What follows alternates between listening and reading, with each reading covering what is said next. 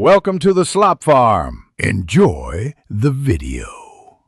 In this video, I will explain how to make red pesto pasta from a jar.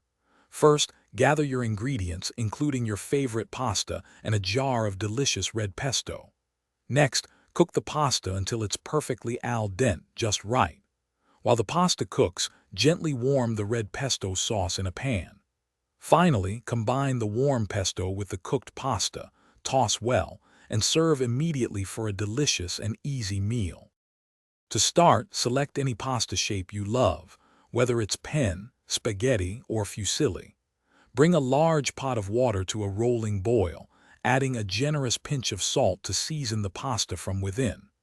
Cook the pasta according to the package instructions until it's perfectly al dente, meaning it's firm to the bite. Before draining, remember to reserve about 1/2 cup of the starchy pasta water. While your pasta cooks, it's time to prepare the star of the dish, the red pesto. Open your chosen jar of red pesto and pour it into a small saucepan or skillet. Heat the pesto gently over low to medium heat, stirring occasionally. You don't want it to boil, just to warm through. If the pesto seems too thick, add a splash of that reserved pasta water to achieve a smoother, more luxurious consistency. Now for the best part, combining everything.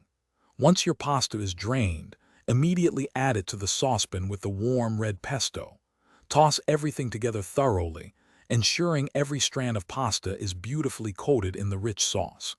If needed, add another tablespoon or two of pasta water to help the sauce cling.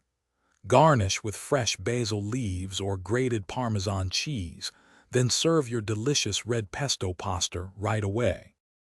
Thanks for watching. Consider subscribing if we helped you today.